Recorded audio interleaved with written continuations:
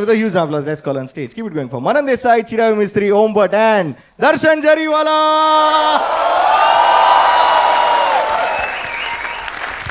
મિત્રો તમારો ખૂબ ખૂબ આભાર કે તમે આટલો બધો પ્રેમ આપ્યો લવારીને. પણ લવારી જોનારામાંથી 50% લોકો અમારી ચેનલ પર સબસ્ક્રાઇબ નથી અને 99% શું 99.99% થેન્ક્સ બટન દબાવતા નથી. એટલે થેન્ક્સ બટન દબાવીને પે એઝ યુ લાઈક જે તમારી યથાશક્તિ હોય તે પ્રમાણે તમે આપી શકો છો. અને તે પહેલા સબસ્ક્રાઇબ કરી દો, તો મફત છે ને યાર, પ્લીઝ યાર. સારું, ચાલો વિડીયો જુઓ. હમણાં જ બેક સ્ટેજ અમે વાતો કરી રહ્યા હતા અને ત્યારે છે તે મેકઅપ ચાલી રહ્યું હતું. તો he told me that the first time you did makeup was exactly 50 years ago, 1974 માં. That's how long he has been in the industry, ladies and gentlemen. In fact, more. અને એમને લેજેન્ડરી રોલ્સ કર્યા છે, બાપના Rolls કર્યા છે, father of the નેશનના Rolls કર્યા છે. બાપરે બાપ. દરેક પ્રકારના સાહેબે રોલ્સ કર્યા છે અને આપણને હસાવ્યા પણ છે, રડાવ્યા પણ છે. અને આમનું બોડી ઓફ વર્ક જોઈને મને એવું થાય કે આમણે જે કામ કર્યું છે એનું અગર હું 1% બી કામ કરું જીવનની અંદર તો બહુ સારું કહેવાય. So once again big round of applause for the legend Darshan Jariwala. It's an honour and a privilege. કેવું લાગે છે કોમેડી ફેક્ટરી બોયઝ સાથે બેસીને આજે સ્ટેજ પર? Absolutely great, absolutely great. પેલો પોકરનો એક હાથ હોય ને 5 પાનાનો, હા, 4 જોકર અને એક એક્કો.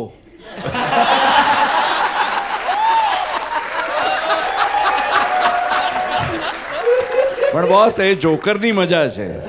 એ જેની સાથે બેસે એને 5 ગણું કરી નાખે. વાડી લીધું તમે, વાડી લીધું. વાળી લીધું. થોડું તો વાળી, થોડું તો.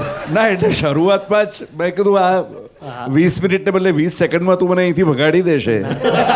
સર મારું ચાલો ચાલો દર્શનભાઈ, થઈ ગયું. આપણે અંદર વાત કરીએ, અંદર વાત કરીએ. તમને લાગે છે એટલી ઇજ્જત છે નહીં મારી, એટલે મને તો પેલું બી એક થોટ આવ્યો કે એટલું કીધું ને કે આટલા વર્ષો થઈ ગયા અને મેકઅપ આજે બીજી વાર થયો, તો મને એ બી થયું કે યાર પેલો મેકઅપ આર્ટિસ્ટ કેટલો ખતરનાક હશે કે આમ કેટલા લેયરનો મેકઅપ કરે કે સાહેબ વર્ષો લાઈક અંબુજા સિમેન્ટથી કરી દીધો હોય કે લાઈક ક્રેઝી. પણ જો કે મારી ટ્રેજેડી એ થઈ કે હું નાનો હતો ત્યારથી મને ફેશિયલ હેર ચિટકાડવાનો બહુ બધા રોલ મળ્યા. સૌથી પહેલો જ રોલ મળ્યો મને એક બાળ નાટકમાં, જેમાં હું અલાદ્દીનને જાદુઈ ચિરાગમાં પેલા જાદુગરનો વિલનનો રોલ કર્યો. જીની નહીં, વિલનનો. ઝફર. હા, ઝાફર. એટલે એમાં વીગ ને મોટી મોટી આઈબ્રોઝ ને મૂછો ને દાઢી ને ઓહો. એટલે એ લોકોએ મને ઢાંકવાનો બહુ પ્રયત્ન કર્યો. પણ ત્યારથી આ મેકઅપ ચોંટી ગયો છે એકચ્યુઅલી. પણ સર તમારા અંદર તો એક્ટિંગ તો I think your parents var also Yes. Actors, એટલે Yes, તમને yes. વારસાગત મળી છે હા. એક્ટિંગ. તો how many years you bin in the industry in total? Well, as I said, the first professional children's play I did was in 1974. Wow. પણ I acted on stage when I was in the second standard, પહેલી વાર. હું મારા mummy સાથે દિલ્હી ગયો હતો. એ લોકો એક બહુ સરસ નાટક કરતા હતા, ઝેર તો પીધા છે જાણી જાણી. એમાં Upendra Trivedi was the director. અને હા, અને એમાં એક નાના બાળકનો રોલ હતો કે જે હિરોઈન પાસે બેઠો બેઠો કક્કો ઘૂંટી રહ્યો છે. અને પછી થર્ડ એક્ટનો કર્ટન ઓપન થાય છે ત્યારે પેલી કંઈક થોડીક ઉધરસ ખાઈને એને કહે છે કે કાના હવે તું જા. એમાં કાનો ઊભો થઈને ચાલી જાય છે. એમાં રસ્તામાં વચ્ચે એને કોઈ મળે છે એક કેરેક્ટર. એટલે એણે એને કહેવાનું છે કે રોહિણીબેનની તબિયત સારી નથી એમ કરીને જવાનું છે. તો મારી પોતાની તબિયત એટલી ખરાબ થઈ ગઈ આટલું બોલતા કે સામેવાળા અમારા નરહરી જાની, એ પણ બહુ દિગ્ગજ કલાકાર, એમને પણ ન સંભળાયું મેં શું કહ્યું તે. એટલે એમણે પાછું આમ ઓડિયન્સ તરફ જોઈને અચ્છા રોહિણીબેનની તબિયત સારી નથી એમ કહ્યું એણે. એને મને મોકલી આપ્યો. અને સેકન્ડ સ્ટાન્ડર્ડમાં this a good achievement. Like આપણામાંથી મોસ્ટલી લોકોને લેટા લૂછતા નહોતું આવડતું નાકમાં. અને આ રોહિણીબેનની તબિયત ખરાબ છે એ આખું. હું 4th હતો ને ત્યારે મેં મારું પહેલું પ્લે કરેલું. અને એ વડોદરામાં જે પેલું પોલો ગ્રાઉન્ડ છે ને, ત્યાં દર દશેરા પર પેલી રામલીલા આખી ભજવાય. તો એની અંદર હું વાનર સેનાનો 36મો કે 38મો, મને આંકડો યાદ નથી, પણ આઈ એમ નોટ જોકિંગ, એ મારા કોસ્ચ્યુમ પર નંબર લખેલો હતો એ. તને તો રોલ તો મળેલો, મને તો અશોક વાટિકામાં જળ બનાવેલો, એ બી 29મું. આખામાં 2 એપલ લઈને ઊભો રાખેલો આમ. 2 જ એપલ વાળું એ ઝાડ. કયું ગાર્ડન હતું? વાટિકા, અશોક વાટિકા હતી કે ગાર્ડન ઓફ ઈડન હતું? કારણ કે એ પેલા મને સફરજન વાળું તો એક જ ગાર્ડન અમને બધાને ખબર કે છે. પછી આઇઝેક ન્યૂટન વાળું હતું.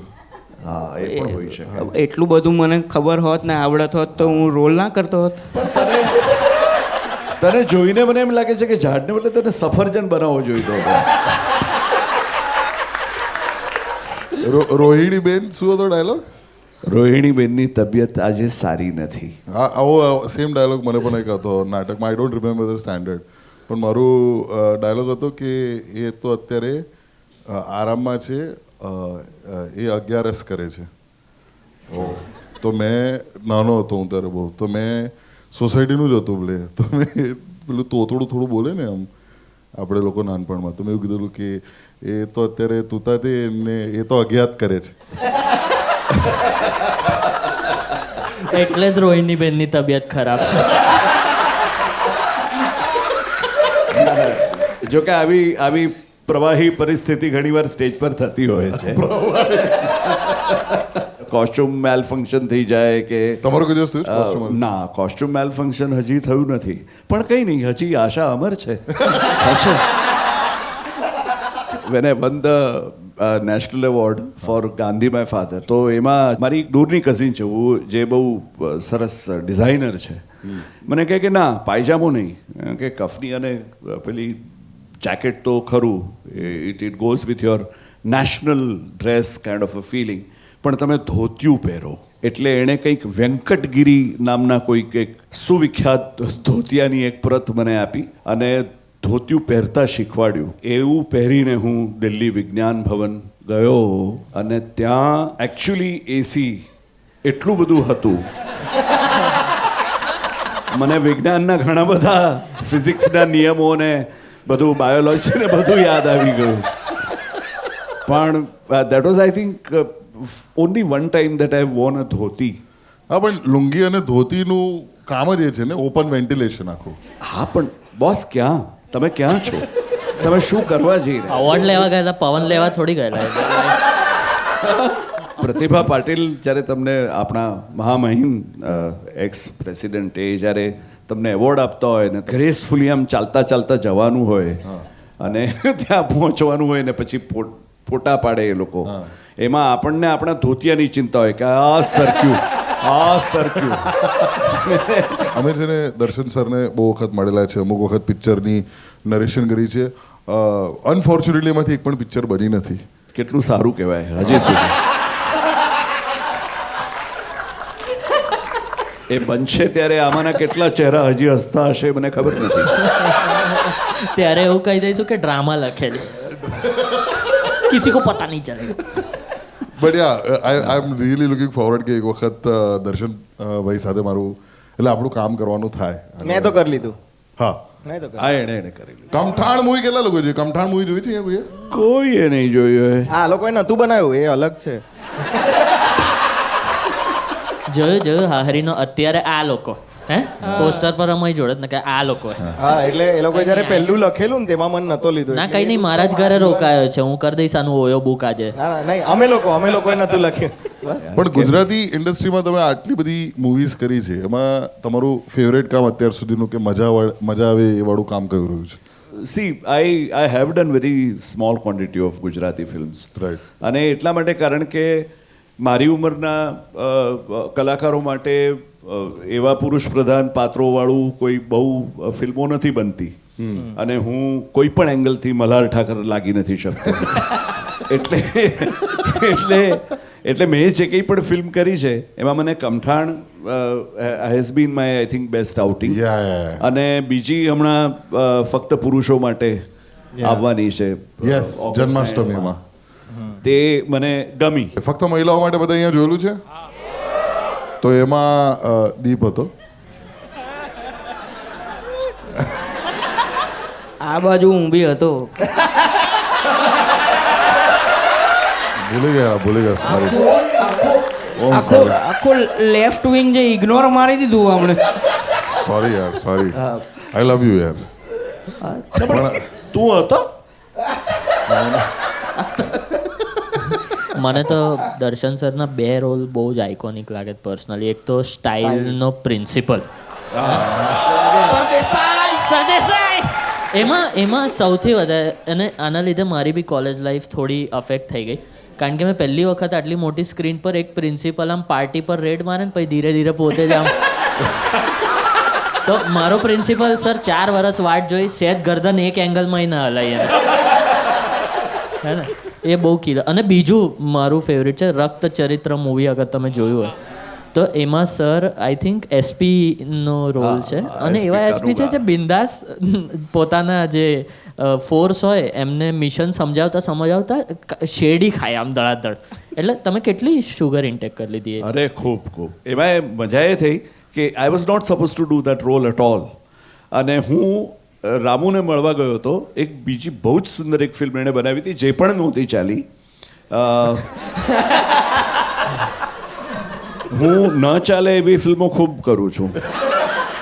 એ ફિલ્મ હતી નોટ અ લવ સ્ટોરી. તો એને માટે એણે મને એક રોલ માટે બોલાવ્યો હતો મળવા માટે. હવે આમ મોનિટરની સામે બેઠા હતા અને જોઈ રહ્યા હતા, બધું થઈ રહ્યું હતું.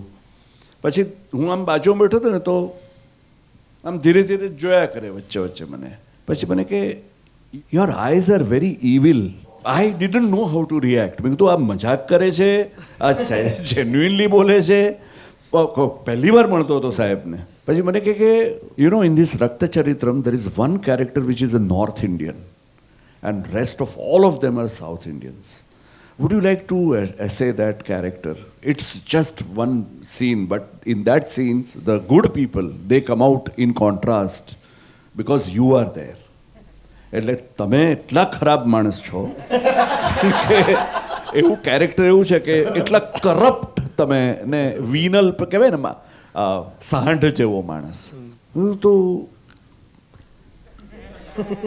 ऐसा चबाना, हाँ तो वो एक्सेलेंट गेट दैट शुगर केन.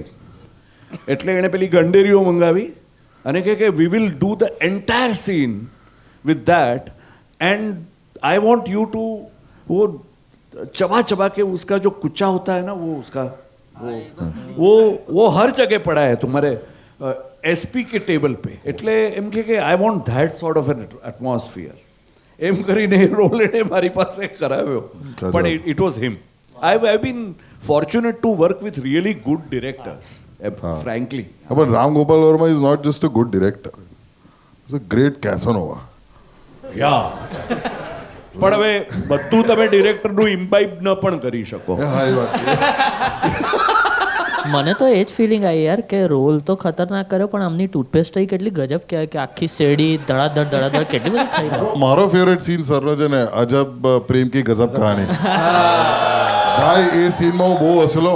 પહેલી વખત એવી ઈચ્છા થયેલી મોટા પડદે કે યાર રિવાઇન્ડ કરીને ફરીથી કરો ને, કારણ કે એકચ્યુઅલી રિવાઇન્ડ વાળો સીન છે કે જેમાં રણબીર કપૂર કહે છે પાપા ક્યાં બઢિયા બોલા, વાપિસ બોલો, અને તમે સેમ પિચમાં સેમ ટોનમાં સેમ રીતે સેમ ડાયલોગ ડિલિવર કરો છો. એટલો હિલેરિયસ ડાયલોગ હતો ને. વન્સ અગેન, અને આ ખોટી ફોલ્સ મોડેસ્ટી નથી, વન્સ અગેન ડિરેક્ટર. એ અને પણ એમાં મજાની વાત એ છે છઠ્ઠો રીટેક જ એટલા માટે થયો કારણ કે સાહેબ પોતે હસી પડતા હતા. હા, રાજકુમાર સંતોષી એ મોનિટર પર બેસીને કરીને હસવા માંડે એટલે કટ કરવો પડે સી. પછી પેલા મનીષ હરિશંકર કરીને એમના એક આસિસ્ટન્ટ હતા, એણે કહ્યું કે સર हमको सबको पता है क्या करना है, आप अभी बाहर जाके आप बाहर हो आइए. नहीं ma'am Darshan ji I control myself. But he was the one. एने मैंने कहा दर्शन जी मैं आपको सुनाऊंगा, वो सीन जब आता है तो डायलॉग भी सुनाई नहीं देता है, इतना रिस्पॉन्स आता है सब लोगों का. क्योंकि एने મને મોબાઈલ પર સંભળાવ્યો હતો કે આખું કંઈ સંભળાઈ જ ન શકે તમને. પણ it was once again Santoshi. પણ હા સર તમે પણ ગજબ કામ કર્યું છે, thank you so much for sparing the time today everybody. Yes, round of for you. અને આવી રહી છે એમની ફિલ્મ ફક્ત પુરુષો માટે, જેમાં બચ્ચન સાહેબ પણ છે actually in a small role. એમને આપ્યો છે, એક રોલ આપ્યો છે. Round of applause for Darshan Jariwala, everybody. Yes.